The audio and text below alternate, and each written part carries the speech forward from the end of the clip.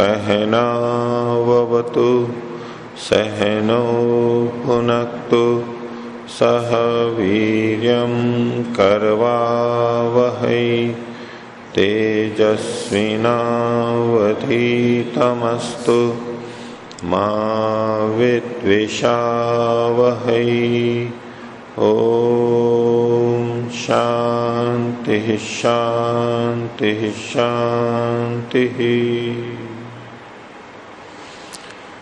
योग दर्शन की 38वीं कक्षा। कल समापत्ति का विषय हुआ था 41 और 42 सूत्रों में।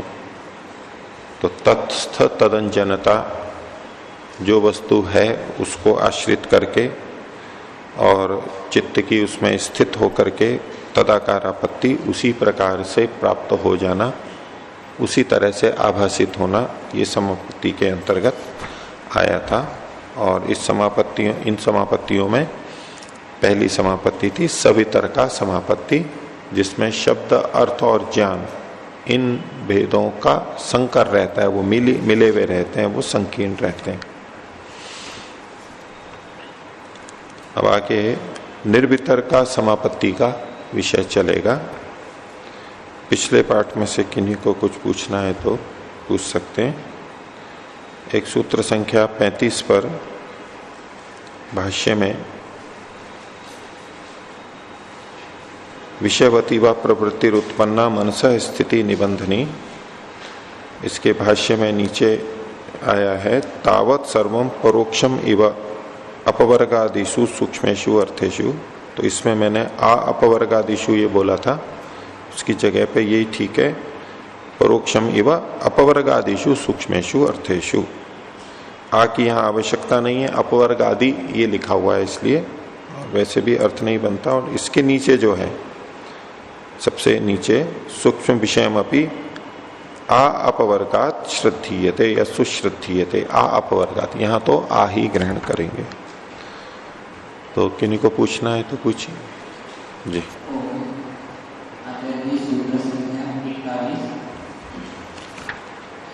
यहाँ पर जो समापत्ति की बात कर रहे हैं, तो समापत्ति को आपने बताया था कि संप्रज्ञान समाधि में जो प्रज्ञा होती है उसको ही समापत्ति के नाम से माना गया है। तो पीछे जो संप्रज्ञान समाधि की 4 स्थितियां हो रही है, वितर्क, विचार, आनंद, अस्मिता, तो उसमें जो वितर्क है और यहाँ पर जो वितर्क अंदर समापत्ति, वितर्क सभी का समापत्ति है, तो वो दोनों समान है या कुछ भिन्न है? पीछे जो समाधियां बताई थी वितर्क, विचार, आनंद और अस्मिता, उसमें वितर्क में 2 भेद यहां पर किए गए, सवितर्क और निर्वितर्क।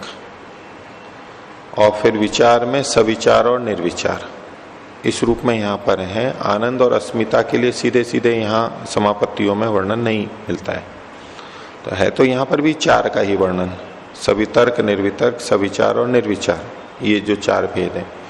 तो वहां वितर्क, विचार आदि जो नाम है, यहां वो लक्षण जहां भी घटेंगे इधर वाले, कि जिसमें शब्दार्थ ज्ञान संकीर्ण रहेंगे वो सवितर्क होगी, और ये नहीं रहेंगे तो वो निर्वितर्क होगी। ये स्थूल विषयों से संबंधित है। और आगे सविचार निर्विचार का भी वर्णन आएगा, वो सूक्ष्म विषयों से संबंधित है। केवल इतना इसमें वर्णन किया गया है यहाँ पर। अब स्थूल विषयों के अंदर हम स्थूल भूत आदि का हम ग्रहण कर सकते हैं, और थोड़ा पीछे जाएं तो थोड़ा और, नहीं तो स्थूल भूतों का हो गया सवितर्क का। और निर्वितर्क उन्हीं स्थूल भूतों में जब शब्दार्थ ज्ञान 3 नहीं रहते हैं, केवल अर्थमात्र निर्भास रहता है, वो निर्वितर्क कहलाएगा। तो ये वितर्क समाधि के अंतर्गत लेना चाहिए, ऐसा समझ में आता है संगति। और विचारानुगत जो है उसमें ये सूक्ष्म विषय वाले रहते हैं, ये भी सविचार और निर्विचार होते ही सूक्ष्म विषय वाले हैं। तो सविचार निर्विचार सूक्ष्म विषय वाले, सवितर्क निर्वितर्क स्थूल विषय वाले, इतना भेद इससे पता लगता है।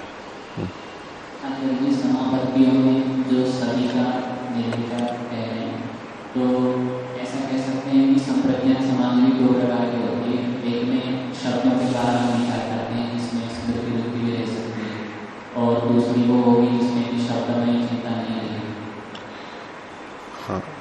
इसको थोड़ा ऐसे ना कहा जाए कि आपने ये बात रख दी कि संप्रज्ञात समाधि के दो भेद, उसमें एक वो जिसमें शब्दों के माध्यम से विचार करते हैं, तो शब्दों के माध्यम से विचार करते हैं ये मत बोलिए उसको, क्योंकि ये शब्द जिसमें रहते हैं, शब्द जिसमें साथ में रहता है। अगर शब्द के माध्यम से विचार कर रहे हैं तो ये तो ध्यान में ही आएगा, समाधि में नहीं जाएगा। समाधि में तो प्रत्यक्ष वाली बात मुख्य लगती है, ठीक है, मुख्य ये प्रतीति होती है कि वहां प्रत्यक्ष होगा, और विचार कर रहे हैं शब्दों के माध्यम से, वो ध्यान में जाएगा। अब जिस समय प्रत्यक्ष कर रहे हैं, उस प्रत्यक्ष के काल में ही जब शब्द भी रहता है, अर्थ भी रहता है और ज्ञान, इन तीनों का भेद भी हमें पता लगता है, लेकिन इकट्ठे होते हैं सारे, तीनों साथ में रहते हैं। तो जब शब्द साथ में रहता है वो सभी तर्क में चला जाएगा, स्थूल विषयों का। शब्द अगर साथ में है तो, और शब्द से रहित है तो उसको निर्वितर्क में लेंगे। है दोनों में प्रत्यक्ष। सवितर्क में शब्द है तो हम शब्द के माध्यम से कुछ विचार कर रहे हैं ऐसा नहीं बोलिए उसको, वो ध्यान की तरफ संकेत चला जाएगा। फिर उसमें फिर नई भ्रांति शुरू होगी कि हम शब्द के माध्यम से विचार कर रहे हैं तो ये सवितर्क का समापत्ति हो गई हमारी, ऐसा नहीं। इसको आप यूं समझ सकते हैं कि सामान्य अवस्था में जब हम शब्दों को जान लेते हैं और व्यवहार करते हैं तो शब्द तो जुड़ ही जाते हैं, और कई बार हमें ये प्रतीत होने लगता है कि बिना शब्द के तो ज्ञान हो ही नहीं सकता है, शब्द तो साथ में रहेगा ही। एक शब्द के माध्यम से ज्ञान होता है, यानी शब्द प्रमाण से सुन करके पढ़ करके, वो एक अलग बात है, वहां तो वस्तु नहीं होती है सामने। लेकिन जहां वस्तु सामने होती है तब कोई ना कोई शब्द तो आएगा ही। जो वस्तु सामने है जिसका हम प्रत्यक्ष कर रहे हैं, तो उसके साथ साथ कुछ विचार भी चलेंगे, कुछ से संबंधित पिछले अनुभव आ जाएंगे, तो शब्द के माध्यम से, वाक्य के माध्यम से आएंगे। उसके बिना तो हम कर ही नहीं सकते। ऐसा एक कई बार मन में आता है, लेकिन वो भिन्नता तो रह सकती है।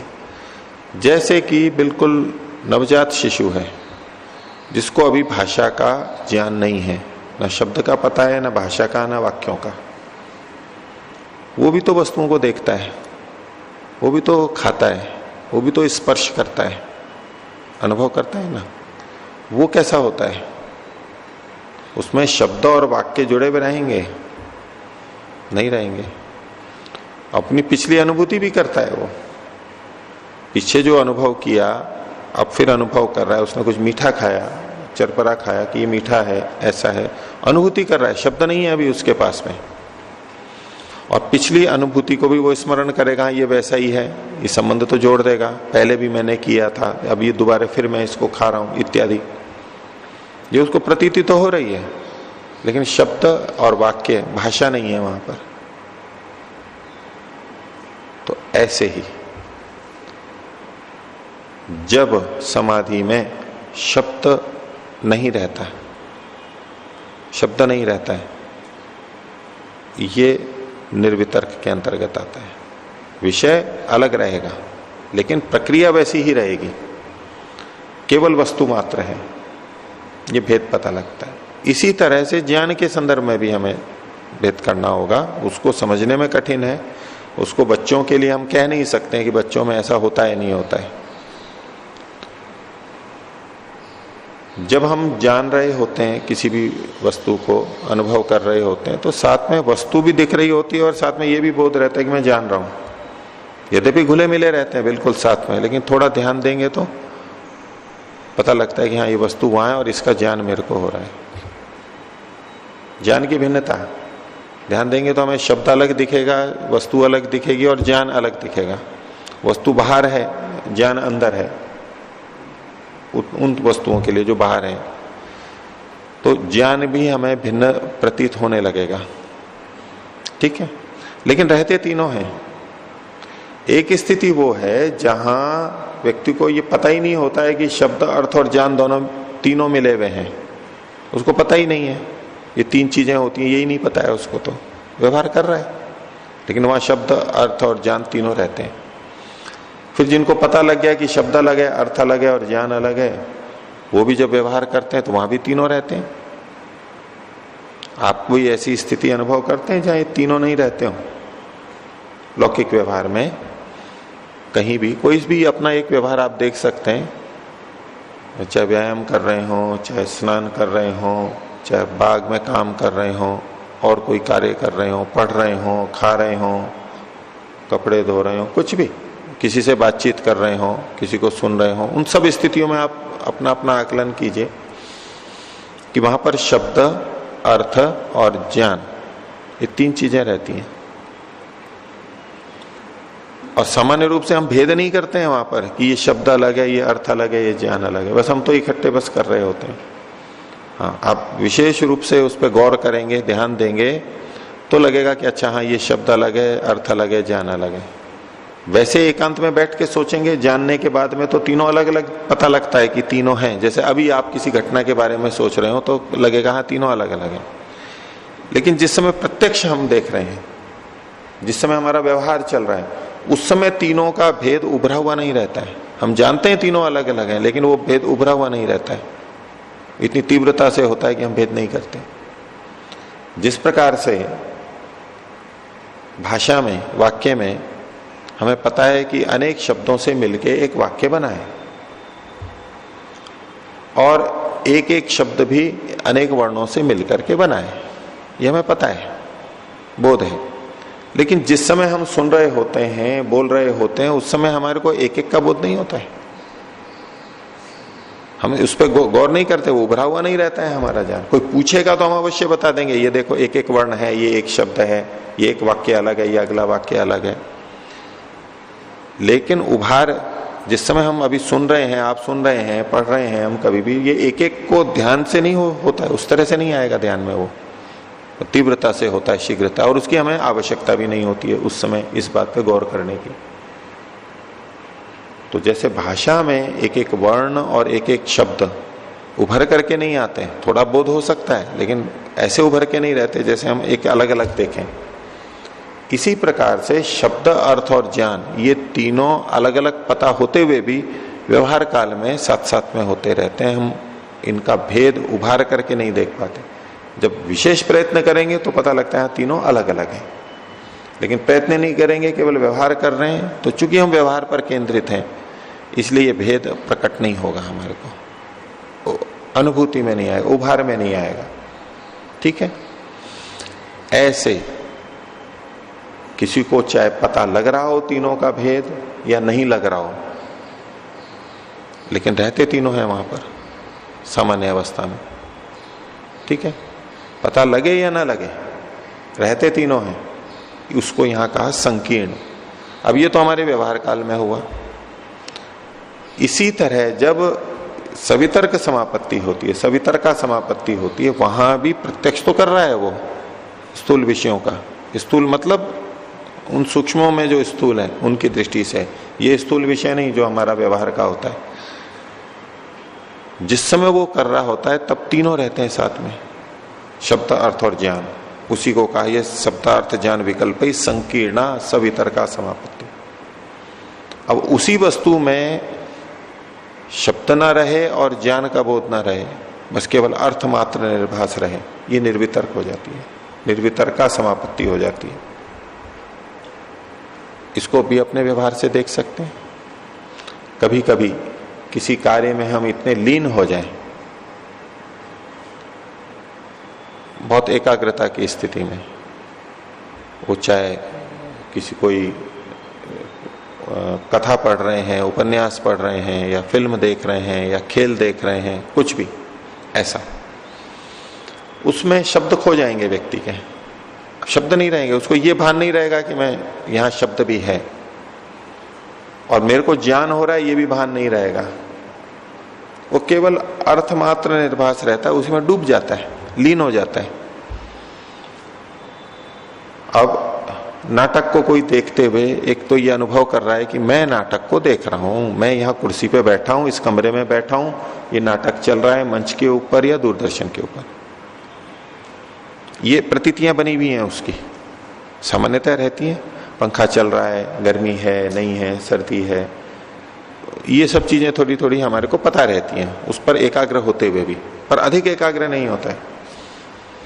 फिर एक स्थिति ऐसी आती है जहां हम ये भूल जाते हैं कि मैं नाटक देख रहा हूं,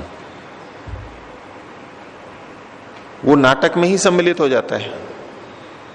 ये जो घटनाएं घट रही हैं, जैसे कि मैं बैठा हूं, जैसे वास्तव में हम बैठे हों और वो गतिविधियां चल रही हों, कोई घटना घट रही हो, जैसे अभी कोई घटना घटते हुए हम अपने को उसका प्रत्यक्ष दृष्टा या भागीदार समझते हैं कि मैं इसको जी रहा हूं अभी, ऐसा ही नाटक के समय भी हो जाता है।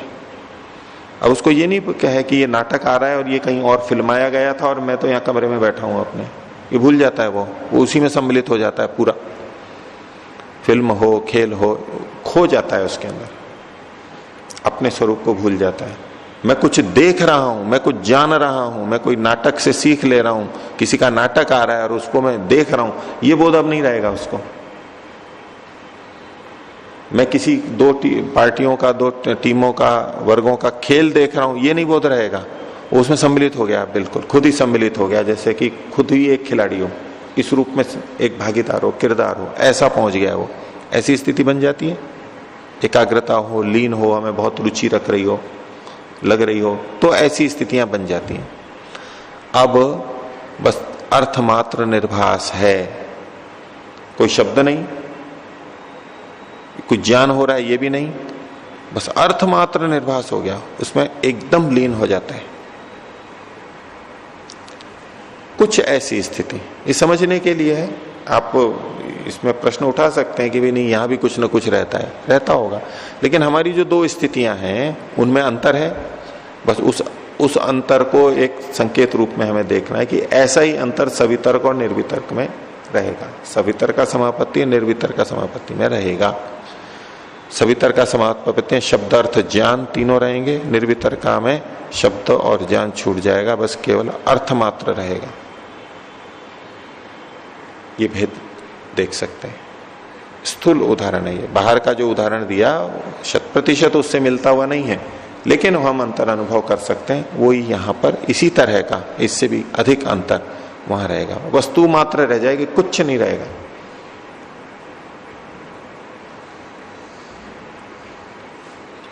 ठीक है, कुछ आप पूछिए।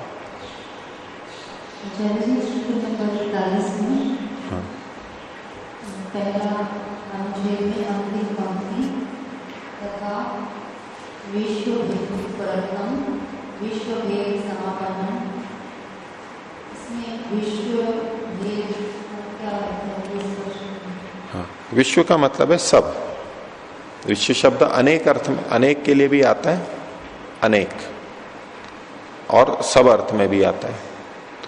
तो अब इन्होंने जो ऊपर की चीजें गिनाई, कुछ कुछ बता दी स्थूल में और इसमें, तो कहा कि जो भी भेद हैं, सारे भेद, वस्तुओं के जो भेद हो सकते हैं, उन सब पे ये घटा सकते हैं।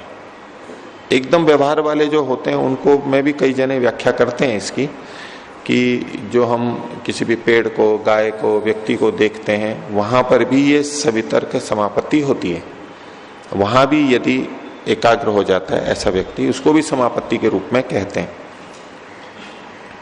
और इसमें जो गौ आदि का भी उल्लेख आ जाता है, उससे कई जने इस तरह की व्याख्या करते हैं, पर मेरे को वो संगत नहीं लगता है, विचारणीय रखता हूं कि भाई हो सकता है वो ठीक हो, लेकिन कुछ पंक्तियां ऐसी कह रही हैं, लेकिन ये समाधि की चीज तो इससे भिन्न होनी चाहिए।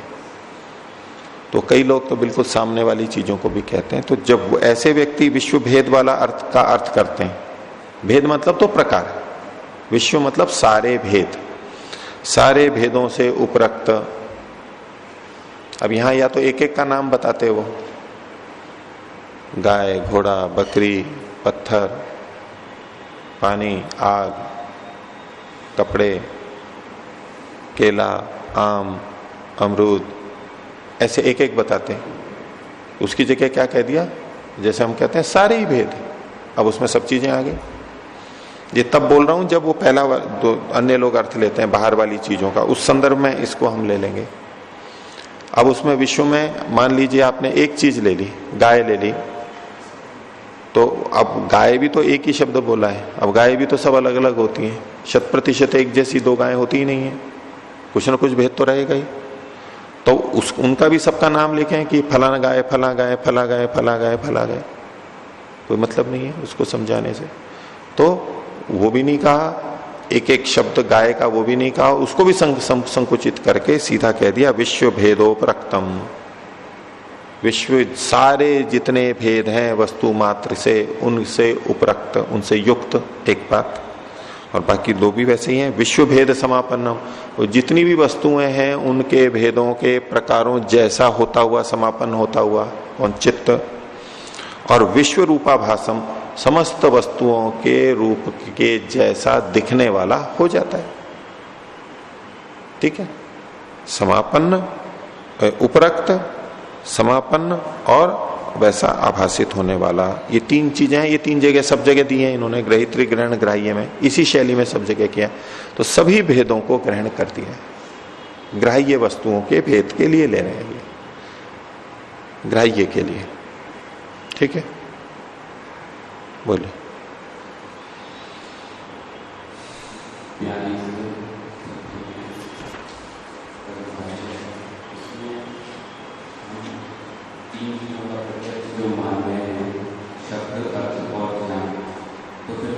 तीन चीजों का प्रत्यक्ष ऐसा नहीं कह रहे हैं, तीनों का प्रत्यक्ष नहीं, मुख्य तो वो वस्तु का ही प्रत्यक्ष होगा। शब्द साथ में रहेगा, शब्द का बोध हमें हो रहा है, आप कह सकते हैं परोक्ष रूप से कि भाई उसको प्रत्यक्ष कहेंगे। प्रत्यक्ष तो वहां उसी वस्तु का कहलाएगा, जिस वस्तु का हम प्रत्यक्ष कर रहे हैं वो वस्तु, अर्थ, साथ में उसका नाम भी जुड़ गया हुआ है और साथ में उसका ज्ञान भी, जो हमारे को उससे उत्पन्न हो रहा है, इंद्रियार्थ सन्निकर्ष से जो ज्ञान हो रहा है। तो तीनों साथ में रहते हैं। और जिस समय हम ये बोध करते हैं कि यहाँ शब्द भी है, अर्थ भी है, ज्ञान भी है, तो शब्द को जान रहे हैं हम, उसको शब्द का ज्ञान कैसे कर रहे हैं हम? अंदर मन में, इसका ये नाम है। शब्द का प्रत्यक्ष अगर हम कहें, ये प्रयोग करें कि शब्द का प्रत्यक्ष, तो शब्द का प्रत्यक्ष किसे कहते हैं? श्रोत्रेंद्रिय से। ऐसा शब्द आया, फिर श्रोत्रेंद्रिय ग्राह्य हुआ, और फिर अंदर हमें जो भी बोध होना है वो हुआ, प्रक्रिया चली। अब उस शब्द से जिस वस्तु का ज्ञान होता है उसका प्रत्यक्ष नहीं, शब्द का प्रत्यक्ष। शब्द कौन सा? जो श्रवणेन्द्रिय से ग्राह्य है, श्रोत्रेंद्रिय से ग्राह्य है, वो प्रत्यक्ष। लेकिन हमारे को कोई शब्द नहीं आ रहा है, हम तो अकेले में हैं, हमने देखा कि भाई ये पेड़ है। अब ये जो शब्द आया है, ये शब्द श्रोत्रेंद्रिय से नहीं सुना गया है, वो शब्द नहीं है यहाँ पर। वो हो भी सकता है, नहीं भी हो सकता है। अगर बाहर का शब्द है तो वो तो किसी ने बोला होगा, उसको यहाँ नहीं है। ये जो हम जैसे ही वस्तु को देखा, उसका जो नाम है, शब्द है उसका, वो हमें स्मृति में आता है, वो स्मृति वृत्ति हो रही है। ठीक है, लेकिन आएगी क्या? इसका नाम गाय है, इस पेड़ का नाम ये नीम है। ये जो हम अंदर ही अंदर जो सोच रहे हैं, वृत्ति के रूप में देख रहे हैं हम, हमारा शब्दार्थ संबंध पहले बना हुआ है, हमें पता है, जैसे भी पता है हमारे को, सब सुन करके, व्यवहार से, पढ़ करके, लेकिन शब्दार्थ संबंध बना हुआ है।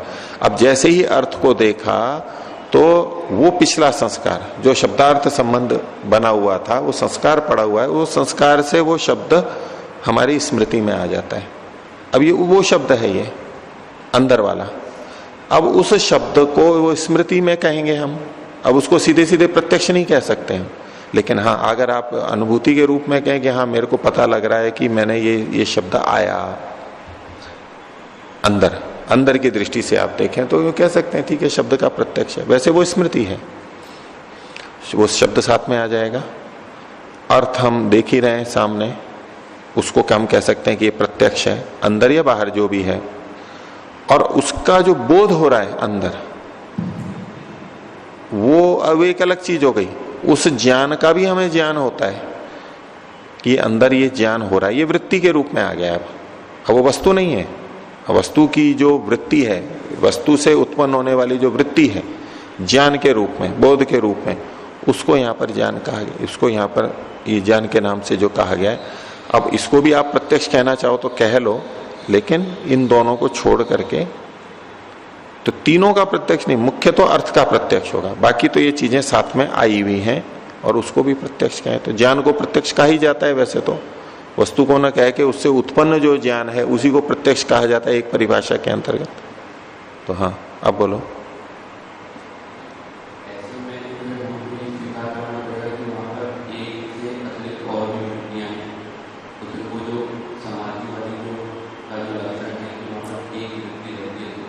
एक विषय से संबंधित वृत्ति है,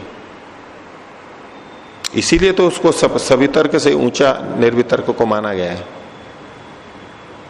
सवितर्क से ऊंचा निर्वितर्क को इसीलिए माना गया है। अब एक दृष्टि से तो एकाग्र है वो, हम केवल उसी वस्तु को देख रहे हैं, गाय को, उससे संबंधित शब्द आ गया, उससे संबंधित ज्ञान हो रहा है, ठीक है, लेकिन वो भी एकाग्र है कि जो बोध हो रहा है, ज्ञान हो रहा है, वो एक ही वस्तु का हो रहा है, उस पर हम केंद्रित हैं। इतने अंश में आप उसको एकाग्रता मानेंगे ही, इस रूप में वो एकाग्र है। लेकिन और सूक्ष्मता में जाएंगे तो ठीक है, शब्द और ज्ञान ये आ रहा है, स्वयं का बोध है, मैं जान रहा हूं इत्यादि जो साथ में जुड़ जाती हैं चीजें, वो उतने उतने अंश में वो अलग हो जाएगा। और समाधि में वैसे अपना बोध नहीं रहता है, अपना बोध नगण्य प्राय रहता है, छूट जाता है, वो वस्तु मात्र होता है। तदेवार्थ मात्र निर्वासम स्वरूप शून्यम इव समाधि। स्वरूप शून्यम इव, अपने स्वरूप से शून्य जैसा हो जाता है। इसके लिए कहा जाता है कि भाई ध्यान में तो ध्याता ध्यान और ध्येय, ध्याता ध्यान करने वाला, ध्येय जिसका ध्यान कर रहे हैं, और ध्यान जो चल रहा है, ये तीन चीजें, तीनों का भेद रहता है।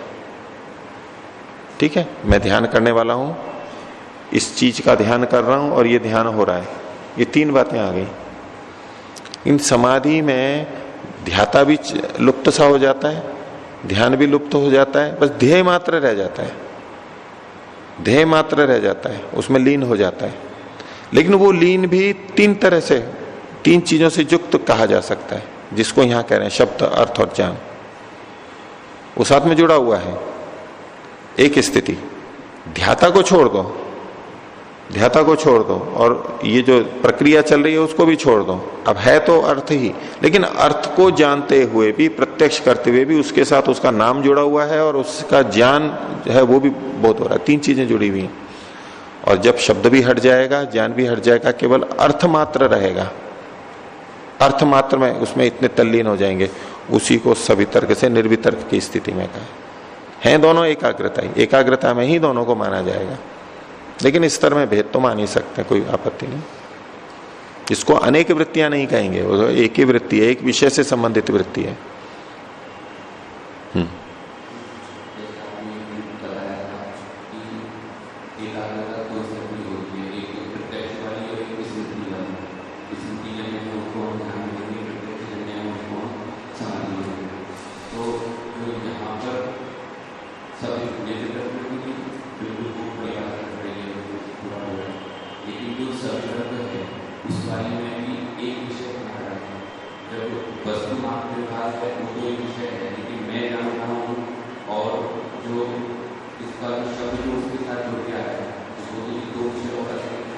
अतिरिक्त हैं, लेकिन वो एक ही मान करके उसको भी समापत्ति में लिया गया है, उसको एकाग्रता में मान लिया गया है। शब्द की तो स्मृति हो रही है, ठीक है, और मैं जान रहा हूं, ये तो एक तरह से प्रत्यक्ष ही हो रहा है कि मैं जान रहा हूं, वो भी प्रत्यक्ष है, लेकिन वस्तु से भेद है। लेकिन पर इन सबको साथ में लेते हुए जब एकाग्रता बनती है, उसी को सवितर्क कहा गया।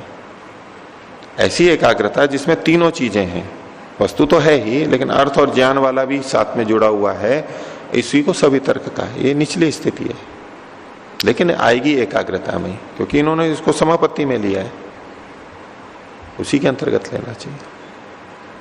आगे देखिए, तो ये 42वां सूत्र हमने देखा था सवितर्क समापत्ति का। अब 43वें सूत्र की अवतरणिका देखिए, अलग से बड़ी अवतरणिका है। यदा पुनः शब्द संकेत स्मृति परिशुद्ध, वही सवितर्क समापत्ति में जब क्या परिवर्तन हो रहा है उसको संकेत, उसको बताना चाह रहे हैं।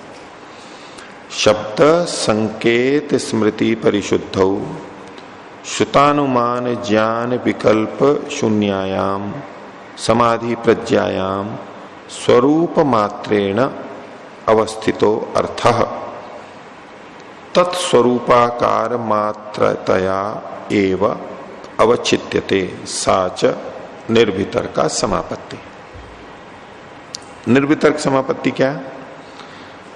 शब्द संकेत स्मृति परिशुद्ध हो, शब्द के संकेत से जो स्मृति होती है उसके शुद्ध हो जाने पर, हट जाने पर। जैसे पीछे सवितर्का में वस्तु को देख रहे थे, उससे संबंधित शब्द आ गया था और उससे संबंधित कुछ स्मृति आ गई हमारे को।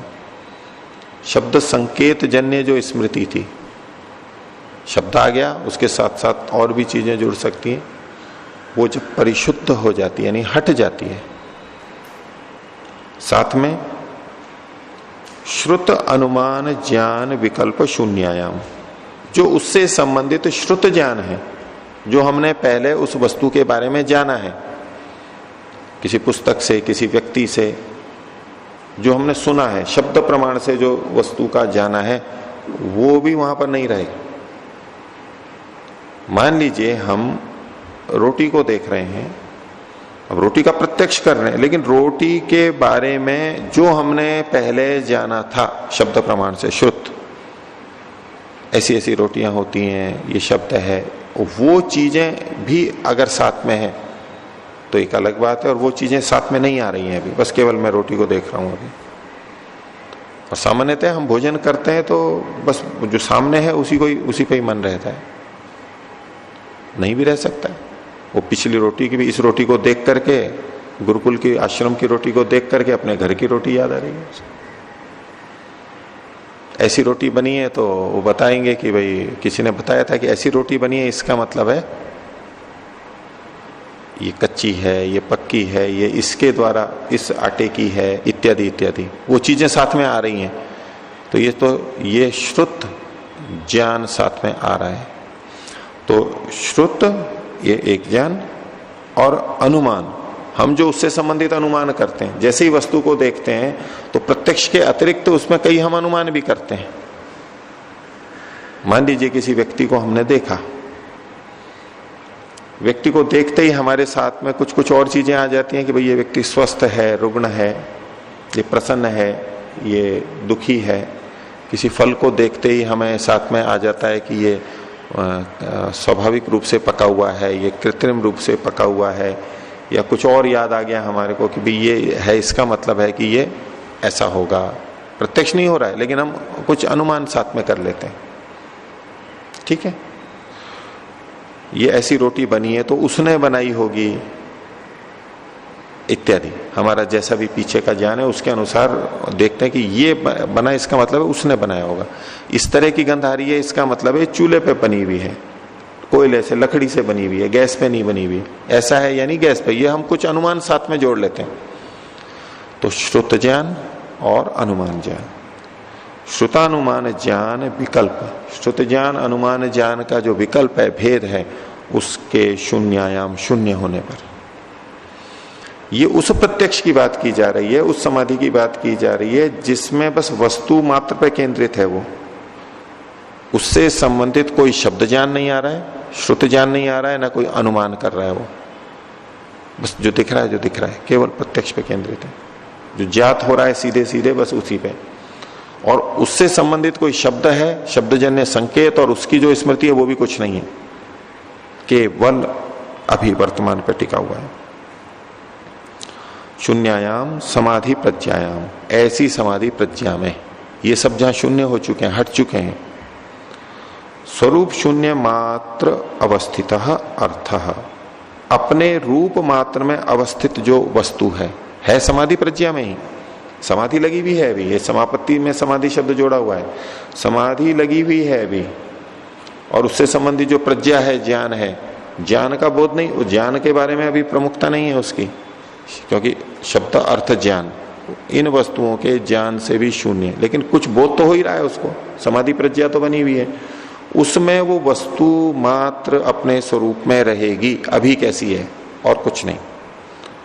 तो समाधि प्रज्ञायाम स्वरूप मात्रेण अवस्थितो अर्थः, अपने रूप मात्र में अवस्थित है, अभी कैसा उसका रूप है बस वो अवस्थित है और कुछ नहीं। किसी पत्थर को देखा तो अब जैसा दिख रहा है बस वैसा ही है साथ में। ये नहीं कि ये संगमरमर है, ये वहां कट करके आया होगा और इसका बड़ी चट्टान होगी और ऐसे निकाला होगा, उससे संबंधित जो बातें हैं वो कुछ नहीं। ये कटा है तो ये उसमें मशीन ऐसी ऐसी मशीन होती है उसमें कटा है, उससे संबंधित कुछ भी बात नहीं। बस अभी जो रूप दिख रहा है बस वही रहे, अभी जो सामने है बस वही रहे, ऐसा। तो उसके लिए उन्होंने कहा स्वरूप मात्रेण अवस्थितो अर्थः तत्स्वरूपाकार मात्रतया अवच्छिद्यते। और उसके स्वरूप, उसका जो अपना आकार प्रकार है, उसका जो धर्म है, स्वरूप आकार मात्र के द्वारा वो जाना जा रहा हो, जैसा है बस वैसा ही जाना रहा हो, ऐसा। आगे साच निर्वितर का समापत्ति, इसे निर्वितर का समापत्ति कहते हैं। और तत्परम प्रत्यक्षम, ये परम प्रत्यक्ष है, बहुत ऊंचा प्रत्यक्ष है, ये सामान्य प्रत्यक्ष नहीं है प्रत्यक्ष, ये ध्यान रखना। इसको ध्यान में चिंतन में कभी भी नहीं ले जाना है समाधि को। समाधि मतलब तो प्रत्यक्ष, भ्रांति में कभी भी नहीं जाना। कोई भी चिंतन चल रहा है ये प्रत्यक्ष नहीं कहलाए। प्रत्यक्ष तो वहां होना ही चाहिए, प्रत्यक्ष के साथ साथ और चीजें जुड़ी हुई हैं एक अलग बात है, लेकिन प्रत्यक्ष अवश्य होना चाहिए। ये परम प्रत्यक्ष है, सामान्य प्रत्यक्ष नहीं है। सामान्य प्रत्यक्ष में हम शब्द और ज्ञान इनको जोड़े हुए रहते हैं। शब्दजन्य स्मृति आती है, उससे संबंधित ज्ञान हमारा आ जाता है, श्रुत और अनुमान भी साथ में आता रहता है, और प्रत्यक्ष भी कर रहे होते हैं हम उसको।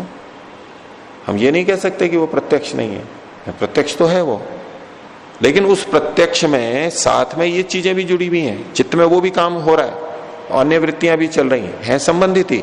उसको एकाग्र भी कहेंगे, उसको हम प्रत्यक्ष भी कहेंगे, लेकिन वो उतना ऊंचा प्रत्यक्ष नहीं है जितना कि ये प्रत्यक्ष है, क्योंकि उस समय चित्त में अन्य चीजें भी साथ में चल रही हैं। वो व्यक्ति उस वस्तु पे उतना केंद्रित नहीं है जितना कि निर्वितर्क की स्थिति में। सारे शब्द हट गए, श्रुत और अनुमान ज्ञान हट गया, वो केवल प्रत्यक्ष पे केंद्रित है। तो ये प्रत्यक्ष कहलाएगा तत्परम प्रत्यक्षम। इसको आप ऊंची एकाग्रता भी कह सकते हैं, ये दूसरी वृत्ति नहीं है इसमें। तत्परम प्रत्यक्षम तच्च श्रुतानुमानयोर बीजम। और ये जो प्रत्यक्ष है ये श्रुत और अनुमान का बीज है, कारण है, आधार है। क्योंकि जो श्रुत ज्ञान होता है, अनुमान ज्ञान होता है, वो प्रत्यक्ष पे आधारित होता है। अब ये शुद्ध प्रत्यक्ष है। सामान्यतया जो हम प्रत्यक्ष करते हैं उसकी अपेक्षा ये शुद्ध है, और इतने ही अंश में वो ही श्रुत और अनुमान का आधार बनता है। हम सामान्यतया जो प्रत्यक्ष करते हैं, जिसमें शब्द और ज्ञान ये चीजें भी मिली रहती हैं, श्रुत अनुमान भी मिला हुआ रहता है, उसको जो हम प्रत्यक्ष कहते हैं, उसमें भी केवल वही भाग जो प्रत्यक्ष हो रहा है, जो शुद्ध, जो यहां पर कहा है, उतना ही अंश वास्तव में श्रुत और अनुमान का बीज बनता है। वो पूरा पूरा नहीं बनता है, लेकिन हम सामान्य अवस्था में उन सारे को, मिले जुले को हम प्रत्यक्ष कहते हैं। आपत्ति नहीं है, व्यवहार में चल सकता है, लेकिन अब हमें जब ये समाधि बताई जा रही है, समापत्ति बताई जा रही है, तो उन दोनों प्रत्यक्षों में भेद तो हमें देखना होगा। ध्यान में भी ऐसे ही होगा। उपासना करते हैं उसमें समाधियां, जब प्रत्यक्ष की स्थिति आती है, विचारों के अंदर भी आप देख सकते हैं ये भेद। तो एक बार एक समय विचार कर रहे हैं तो हमें पता है कि हम बहुत से शब्दों का प्रयोग कर रहे हैं, सूत्रों का, मंत्रों का प्रयोग कर रहे हैं, ज्ञान भी हो रहा है। ध्यान का कह रहा हूं, समाधि का नहीं कह रहा हूं। और एक स्थिति ऐसी आती है कि बस उस वस्तु को, वहां शब्द चला जाता है, केवल अर्थ का बोध रहता है। जो शब्द हम बोल रहे थे, सूत्र बोल रहे थे, मंत्र बोल रहे थे, वाक्य बोल रहे थे, भजन का गीत पंक्ति बोल रहे थे, वो सब हट जाते हैं। अब अर्थ मात्र रहता है। हालांकि वहां भी विचार तो चल रहा है, वहां भी वाक्य तो है, वहां भी भाषा तो है, लेकिन ऐसे नहीं है कि देखो इस सूत्र में ये कहा गया, ईश्वर ऐसा है, ऐसा है, ऐसा है, वो नहीं रहेगा। वहां पर अर्थ मात्र की अनुभूति कर रहा है, रहेगी भाषा वहां भी, सूक्ष्म रूप से रहेगी, लेकिन मोटा रूप हट जाता है। जैसे वहां ये भेद है, ऐसे यहां पर भी समाधि में शब्द और उससे संबंधित चीजें हट जाती हैं, बस वस्तु मात्र रहती है। और ऐसा संभव है, ये हम बच्चों वाले, शिशु वाले उदाहरण में देख सकते हैं। हम ऐसा ही मानते हैं कि बच्चे में भाषा नहीं है, अभी शब्द नहीं है, लेकिन अनुभूति, अर्थ का बोध तो हो रहा है, उसको प्रत्यक्ष तो हो रहा है। इससे हम मना नहीं कर सकते। तो ऐसा ही कुछ यहां पर होगा। तो तच्च श्रुतानुमान और बीजम, ये श्रुत और अनुमान का, श्रुत ज्ञान और अनुमान ज्ञान का बीज है ये प्रत्यक्ष। क्यों? तथा श्रुतानुमान है प्रभवता, श्रुत और अनुमान वहीं से उत्पन्न होते हैं, वहीं से निकलते हैं, इसका स्रोत ही वहीं पर है। अगर प्रत्यक्ष नहीं हो तो श्रुत और अनुमान का क्या अस्तित्व है? नहीं हो पाएगा। प्रत्यक्ष तो चाहिए। आगे, न च श्रुतानुमान ज्ञान सहभूतम तत्दर्शनम, ये जो दर्शन हो रहा है, ये जो ज्ञान हो रहा है, ज्ञान की प्रमुखता नहीं है, लेकिन फिर भी ज्ञान तो हो ही रहा है, प्रत्यक्ष हो रहा है तो ज्ञान तो हो ही रहा है, उससे तो नकार नहीं सकते। तो ये जो दर्शन है, इस समय जो ज्ञान हो रहा है, ये दर्शन ही वहां पर समापत्ति है। समाधि अवस्था में जो ये ज्ञान हो रहा है उसी को ही तो समापत्ति कहना चाहते हैं। तो ये जो दर्शन है कैसा है? श्रुतानुमान, न च श्रुतानुमान सहभूतम, ये श्रुत और अनुमान के साथ साथ में नहीं हो रहा है, ये भिन्नता हो गई। नीचे वाले जो प्रत्यक्ष हैं उनमें श्रुत और अनुमान भी साथ में जुड़ा ही रहता है। अब कल्पना करके देख लीजिए, कुछ भी विचार में बैठे बैठे कि किसी चीज का हम प्रत्यक्ष कर रहे हैं, उसमें श्रुत और अनुमान जुड़ा हुआ है या नहीं है, ध्यान देंगे तो उसमें पता लगता है। यद्यपि हम उसको प्रत्यक्ष ही कहते हैं, भाई मैं देख रहा हूं, ये सामने घड़ी है, मैं देख रहा हूं, लेकिन उस घड़ी को देखते हुए उसके साथ साथ श्रुत और अनुमान भी जुड़े हुए हैं हमारे, पर हम उस श्रुत और अनुमान को जोर नहीं देते, हम कहते हैं नहीं प्रत्यक्ष हो रहा है, क्योंकि प्रमुखता प्रत्यक्ष की होती है और श्रुत और अनुमान भी जुड़ा हुआ है वहां पर। लेकिन जब श्रुत और अनुमान भी हट जाएगा, केवल प्रत्यक्ष रह जाएगा, वो ये प्रसंग है। तो न च श्रुतानुमान ज्ञान सहभूतम तत्दर्शनम, इस समापत्ति में, निर्वितर का समापत्ति में जो दर्शन है, ज्ञान है, वो श्रुत और अनुमान ज्ञान से रहित है, उसके साथ साथ नहीं होता है। तस्मात् असंकीर्णम प्रमाणांतरेण, इसलिए ये असंकीर्ण है। किससे? प्रमाणांतर से, भिन्न प्रमाणों से ये संकीर्ण नहीं है, घुले मिले नहीं है। भिन्न कौन? प्रत्यक्ष से भिन्न। पीछे वाली जो समापत्ति थी वो संकीर्ण थी, शब्दार्थ ज्ञान से संकीर्ण थी, उसमें अन्य प्रमाण भी साथ में थोड़े जुड़े हुए थे, प्रत्यक्ष होते हुए भी जुड़े हुए थे। और यहां पर तस्मात् असंकीर्णम प्रमाणांतरेण, प्रमाणांतर से, अन्य प्रमाण से, जो श्रुत और अनुमान है उससे घुली मिली नहीं है, ये शुद्ध प्रत्यक्ष है। योगिनः, योगी का, निर्वितर्क समाधिजम दर्शनमिति, निर्वितर्क समाधि से होने वाला ये दर्शन है, ज्ञान है। निर्वितर्क समाधि से होने वाला ये ज्ञान है। अब निर्वितर्क समापत्ति के लिए भी आता है, निर्वितर्क समाधि के लिए भी बोल दिया यहाँ इन्होंने। समाधि समापत्ति एक कहते हुए भी, अनेक जगह एक जैसा होते हुए भी, समाधि में जो निर्वितर्क प्रज्ञा उत्पन्न होती है, ज्ञान उत्पन्न होता है, उसको यहां समापत्ति के रूप में कहा, क्योंकि वो ग्रहण हो रहा है। समाधि एक स्थिति हो गई, भूमि हो गई, और उसमें जो हमें ज्ञान हो रहा है उसको समापत्ति के रूप में कहा गया। पर ठीक है, वो होती समाधि में ही है, इसमें कोई दो राय नहीं। इसलिए समापत्ति है तो समाधि भी है वहां पर, और निर्वितर्क समाधि है मतलब निर्वितर्क समाधि में निर्वितर्क समापत्ति की स्थिति है। निर्वितर्क समाधिजम दर्शनमिति, ये दर्शन, ये ज्ञान। निर्वितर्काया समापत्ते है अस्या सूत्रेण लक्षणम द्योत्यते, तो निर्वितर्क समापत्ति का सूत्र के द्वारा लक्षण बताया जा रहा है, प्रकट किया जा रहा है। यही बात जो अभी हमने भूमिका में, अवतरणिका में देखी, वो ही आगे आएगी। ये अवतरणिकाएं भी व्यास जी की मानी जाती है, तो छोटे अक्षरों में लेकिन लिखी हुई है अलग से। हो गया? तो इन्होंने और अपने ढंग से अवतरणिका में ही काफी चीजें खोल करके बता दी है। अब यही बात हम आगे पढ़ेंगे, सूत्र में भी यही आएगा, भाष्य में भी लगभग यही बातें आएंगी, शब्दों का कुछ भेद रहेगा। तो 43वां सूत्र है, स्मृति परिशुद्धौ स्वरूप शून्य इव अर्थमात्र निर्भाषा निर्वितर्का। निर्वितर्का है कब होती है? तो पहले का शर्त बताई, स्मृति के परिशुद्ध होने पर। परिशुद्ध का मतलब हट जाने पर।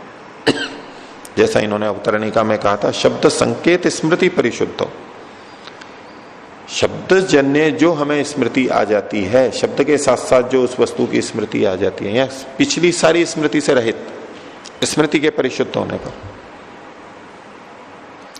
उस वस्तु जिसका प्रत्यक्ष कर रहे हैं उससे संबंधित कोई स्मृति नहीं आ रही है अभी, इतनी एकाग्रता है। स्मृति परिशुद्ध हो। दूसरा का स्वरूप शून्य इव, स्वरूप के शून्य से रहित। स्वरूप का मतलब वो अपने बोध से रहित, और इसको दूसरे ढंग से है कि प्रज्ञा के स्वरूप से रहित। प्रज्ञा जो ज्ञान या बुद्धि है उसके स्वरूप से रहित। ये ज्ञान हो रहा है ऐसा नहीं बोध होगा वहां पर। स्वरूप शून्य इव, उस जैसा, पूरी 100% समाप्त नहीं होगा, वो तो रहेगा, लेकिन शून्य जैसा हो जाएगा, एकदम गौण हो जाएगा। फिर क्या होता है? अर्थमात्र निर्भाषा, जो अर्थ है, वस्तु है, मात्र उसका आभास हो रहा है, बोध हो रहा है, ये प्रत्यक्ष ही है। अर्थमात्र निर्भास वाली जो समापत्ति है उसको निर्वितर्क समापत्ति कहते हैं। इसमें वितर्क नहीं होते, अन्य चीजें नहीं होती, केवल एक ही चीज होती है। भाष्य देखिए, स्मृति परिशुद्धों को कह रहे हैं या शब्द संकेत श्रुतानुमान ज्ञान विकल्प स्मृति परिशुद्धो। तो शब्द के संकेत से जो हमें ज्ञान होता है, श्रुत शब्द संकेत हमारे अंदर जो है, श्रुत जो हमने सुना है पहले, उससे अनुमान ज्ञान के विकल्प की जो स्मृति है, उन सबसे परिशुद्ध यानी रहित, ग्राह्य स्वरूपोपरक्ता, ग्राह्य वस्तु जो प्रमेय है सामने, उसके स्वरूप से उपरक्त हुई प्रज्ञा है। तो प्रज्ञा ज्ञान ही है, ये स्थिति है, समाधिजन्य प्रज्ञा है। लेकिन कैसी प्रज्ञा है? केवल ग्राह्य वस्तु के रूप से उपरक्त है, रंगी हुई है। स्वम इव प्रज्ञा स्वरूपम, और अपने प्रज्ञा स्वरूप से भी। कौन सा है वो प्रज्ञा स्वरूप? ग्रहणात्मकम, जो ग्रहण रूप है कि मेरे द्वारा ये गृहित हो रहा है, जिससे ग्रहण हो रहा है उसको ग्रहण कह रहे हैं यहां पर। इंद्रिय जो पीछे था ग्रहित्री, ग्रहण और ग्राह्य, तो जो ग्रहण शब्द था उसका यहां पर इसको लिया जा रहा है। अब वहां सीधे बुद्धि को लिया जा रहा है, प्रज्ञा को। इंद्रियों को भी ले सकते हैं यदि बाहर की वस्तुएं ले रहे हैं तो, लेकिन आंतरिक प्रत्यक्ष हो रहा है तो वहां पर तो प्रज्ञा ही सीधी आएगी करण के रूप में, उससे उसको छोड़ते हुए। तो प्रज्ञा स्वम इव ग्राह्य स्वरूपों पर रखता प्रज्ञा, ये वहां तक हो गया। और स्वम इव प्रज्ञा स्वरूपम, अपने प्रज्ञा स्वरूप को, कैसा स्वरूप है? ग्रहणात्मकम, जो ग्रहण करने वाला है, यानी साधन के रूप में, उसको त्यक्त्वा, छोड़ करके। वो प्रज्ञा अपने प्रज्ञा स्वरूप को जो कि ग्रहणात्मक है उसको छोड़ती हुई सी, ये वो शायद जोड़ सकते हैं। और पदार्थ मात्र स्वरूपा, जो पदार्थ है, वस्तु है, मात्र उसके स्वरूप वाली है, वो अभी है प्रज्ञा ही। ग्राह्य स्वरूपा पन्ना इव, ग्राह्य स्वरूप से आपन्न हो गई, उस जैसी बन गई है, उससे उपरक्त हुई और उसके जैसी बन गई। जो पीछे 3 शब्द आ रहे थे, उपरक्त हुई है और उस जैसी बन गई है। उपपन्ना इव भवती सा तदा निर्वितर्का समापत्ति, उसी जैसी आभासित हो रही है, वो भी साथ में जोड़ लेंगे। उस जैसी बन गई है और उस जैसी आभासित हो रही है, ऐसी जो है प्रज्ञा, सा तदा निर्वितर्का समापत्ति, उसे निर्वितर्क समापत्ति कहते हैं। हो गया? तो इसका स्वरूप तो आ गया। अब इससे संबंधित कुछ और बातें हैं जिसको आगे बता रहे हैं। तथा च व्याख्यातम, जैसा कि कहा गया है, पुष्टि के लिए वचन बता रहे हैं। तस्याह मतलब यहां पर वो निर्वितर्काया, एक बुद्धिउपक्रमो ही अर्थात्मा अणुप्रचय विशेष आत्मा गवादिर घटादिर वा लोकः। उस निर्वितर्का समापत्ति का ये जो है वो एक बुद्धिउपक्रम, यानी एक बुद्धि से आरंभ होता है, एक ही बुद्धि रहती है बस, बिल्कुल वही, और कुछ नहीं रहेगा। अर्थात्मा, अर्थ मतलब वो वस्तु, पदार्थ, उसके स्वरूप वाला अर्थात्मा। अणु प्रचय विशेष, अणु छोटे छोटे उसके जो अवयव हैं, प्रचय मतलब उसका समूह, अणुओं के समूहों के समूह विशेष के रूप वाला। ये अनेक वस्तुएं मिलकर के बनी है, जो बना हुआ है उसके लिए। क्योंकि कार्य द्रव्य है, मूल प्रकृति की बात नहीं है, उससे बनी हुई चीजों के लिए बात की जा रही है। महाभूत आदि हैं, वो भी किसी सूक्ष्म तत्वों से मिलकर के बने हैं, तो वो प्रचय विशेष। वो कैसे? जैसे कि लोक में गवादिर घटातिर्वा लोकः, जैसे लोक है गऊ या घड़ा, गाय और घड़ा, ऐसा जो प्रचय विशेष होता है, ऐसा ही इसको भी वहां पर होगा। लेकिन यहां का विषय गाय और घड़ा नहीं लेंगे, इसका विषय भूत लेंगे। स्थूल लेना है तो भी भूत ही लेंगे, गाय भैंस की अपेक्षा वो सूक्ष्म है, लेकिन वैसे वो स्थूल है। तो जैसे लोक के अंदर ये वस्तुएं होती हैं और हमारे को वहां एक अवयवी दिखाई देता है, अवयव नहीं अवयवी, अवयवी के रूप में उसको आभासित होता है, ये वस्तु है। आगे सच संस्थान विशेषो, वो एक संस्थान विशेष है। संस्थान मतलब विशेष रूप से बना हुआ। भूत सूक्ष्माणाम साधारणो धर्म आत्मभूत, जो सूक्ष्म भूत है उनका साधारण धर्म है, ये विशेष धर्म नहीं है, सामान्य धर्म। कि ये पृथ्वी भूत है, ये जल भूत है, ये अग्नि भूत है, ये वायु भूत है, इसके जो चीजें हैं, मान लीजिए पृथ्वी को हमने लिया और ये पृथ्वी भूत है। अब पृथ्वी भूत में पृथ्वी के बहुत सारे कण हैं, उनके जो सामान्य धर्म है वो आ गए। जैसे हम किसी भी मनुष्य को देखें कि भाई ये मनुष्य है, अब ये मनुष्य है, जिस समय हम मनुष्य कह रहे हैं इसको, अब उसके विशेष धर्म नहीं बोल रहे हैं, मनुष्यत्व के लिए जो जो गुणधर्म वहां पर अपेक्षित हैं बस वही गृहीत हो रहे हैं। ठीक है, अब व्यक्ति पे जाएंगे तो अब उसके विशेष धर्म आ सकते हैं, लेकिन यहां जो इनको बोध होगा कैसा, एक सामान्य रूप में होगा। तो इसलिए कहा सच संस्थान विशेष है, भूत सूक्ष्मानाम साधारणो धर्म, भूत सूक्ष्मों का साधारण धर्म, ऐसे धर्म जो कि सब में होते हैं, वो आत्मभूत। आत्मभूत का मतलब है तदात्मक, जैसे समापत्ति के लिए कहा था तत्स्थ तदंजनता, तद्रूप बिल्कुल। तो आत्मभूत का मतलब है उस तदात्मभूत, वो वस्तु जैसी है बस वैसा ही।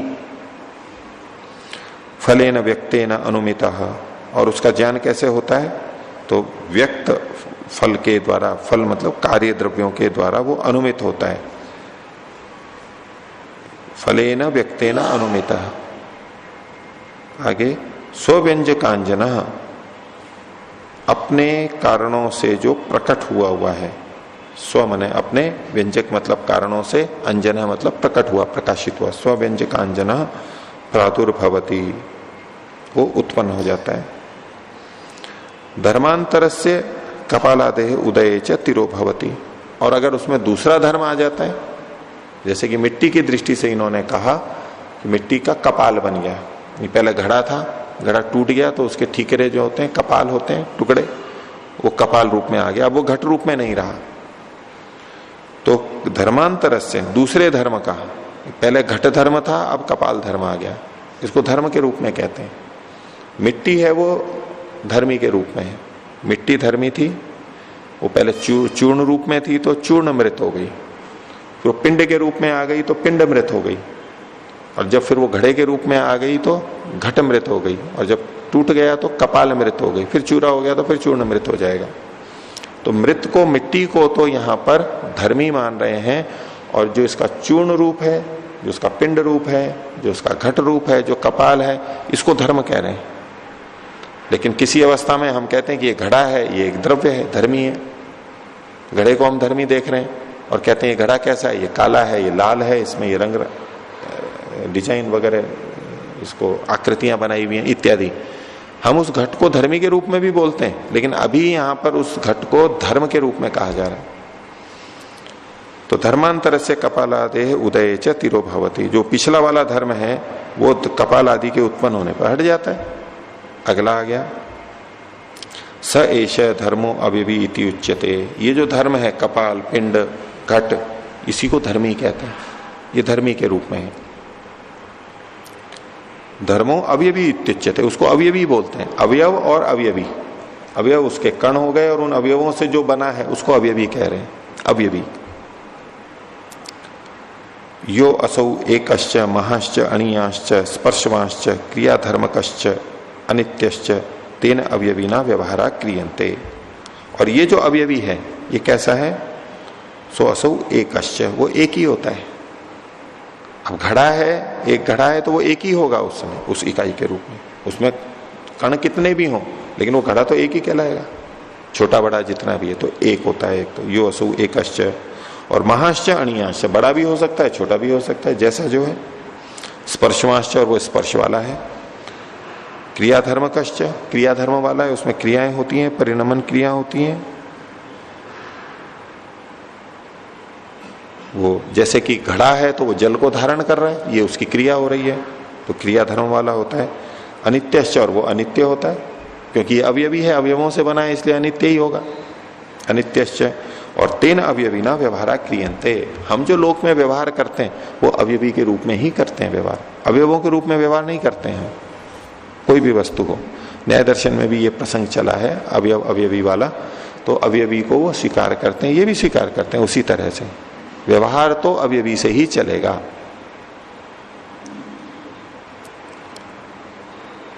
तो ये इन्होंने अपनी बात रखी है और दूसरों के मत को लेते हुए, जो दूसरों ने जो अवयवी को नहीं मानते, वस्तु को नहीं मानते, वो केवल अवयवों को मानते हैं, उनके पक्ष का निषेध यहां पर आगे किया जा रहा है।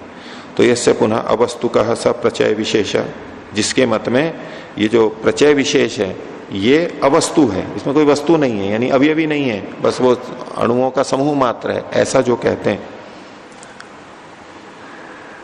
सूक्ष्मम च कारणम अनुपलभ्यम, और जो इसका सूक्ष्म कारण है, वास्तविक कारण है, मूल, वो अनुपलभ्य है, उपलब्ध नहीं हो रहा है, ये तो प्रचय विशेष है। अविकल्पस्य तस्य अनुपलभ्यम अविकल्पस्य, तो विकल्प से रहित है जो, अविकल्पस्य का नहीं, अविकल्प का मतलब है यहां पर ये जो निर्वितर्क समापत्ति है, विकल्प रहित जो समापत्ति है उसका, अविकल्पस्य समाधि का, इसमें निर्वितर्क और निर्विचारा दोनों का ग्रहण हो सकता है। प्रसंग निर्वितर्क का चल रहा है, तो अविकल्पस्य, दो तरह की समाधियां आपने सुनी होंगी, सविकल्प समाधि और निर्विकल्प समाधि। ऐसा लोक में कभी कैसी समाधि है? सविकल्प और निर्विकल्प। यहाँ सीधे सीधे शब्द नहीं आते हैं, यहाँ सविचार और निर्विचार आते हैं, सवितर्क निर्वितर्क आते हैं। तो सविकल्प और निर्विकल्प, तो ये जो अविकल्प है ये निर्विकल्प के अर्थ में है। अविकल्पस्य तस्य अवयवी अभावात, और उसमें चूंकि अवयवी नहीं होता है, अवयवी का अभाव होता है। अतद्रूप प्रतिष्ठम मिथ्या जानमिति, तो वो तद्रूप प्रतिष्ठित नहीं होगा। जो वस्तु है वो तो है नहीं, दिख तो रही है वस्तु है, लेकिन वो वस्तु है नहीं क्योंकि वो अवयवी को ही नहीं मानता है उनके मत में। तो फिर तो ये अतद्रूप प्रतिष्ठित होगा, जबकि प्रत्यक्ष में तद्रूप प्रतिष्ठित होना चाहिए, सत्य ज्ञान में ये असत्य हो जाएगा। अतद्रूप प्रतिष्ठम मिथ्या जानमिति प्रायण सर्वमेव प्राप्तम मिथ्या जानमिति, तो ये तो मिथ्या ज्ञान है। तो इस दृष्टि से तो उनका जो भी ज्ञान होगा, अगर ऐसी मान्यता मान करके ये समाधि लगी है तो वो सारा का सारा मिथ्या ज्ञान कहलाएगा, क्योंकि वो अवयवी को, वस्तु को तो स्वीकार ही नहीं करते हैं। तो इतना ही रखते हैं। प्रणव